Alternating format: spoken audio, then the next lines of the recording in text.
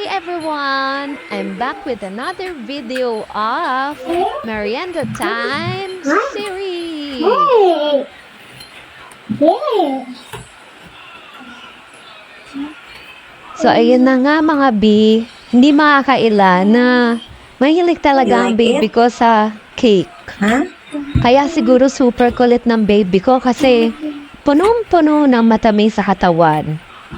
Shoutout nga pala sa nag-sponsor ng cake. Thank you so much! Talagang hindi na siya makatiis, mga B. Kinukut-kut na niya yung mga nuts sa taas. Itong baby kong to, madali tong otuin. Basta, may masarap kang pagkain. Mapapagawa mo siya ng mga gusto mo pagawa sa kanya. Ayan, sa wakas, makain na rin siya ni Tay-Tay.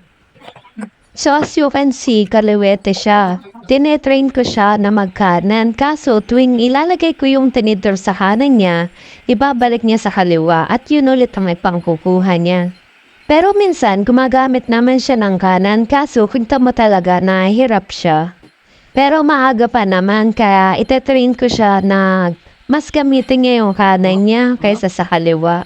Ang dami ko kasing kakilalang kaliwete, ang pangit magsulat. Kaya mas gusto ko talaga na i-train yung sarili niya na kanan na lang.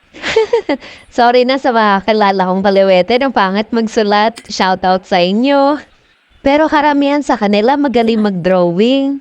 Ewan ko, siguro practice na lang talaga para gumanda yung sulat or pagda-drawing. Pero itong si Tay-Tay, mekaniko talaga ang gusto nito. Mahilig magkalas ng gulong ng mga kotsi-kotsihan niya. Ayun, wala na makakasambot ng laruan niya. Sira-sira na kasi eh. O siya, sige na mga B, napahaba na naman ang kwento ko. Okay, thanks, bye! Ingatan kayo nawa! See you on our next Merienda Time series!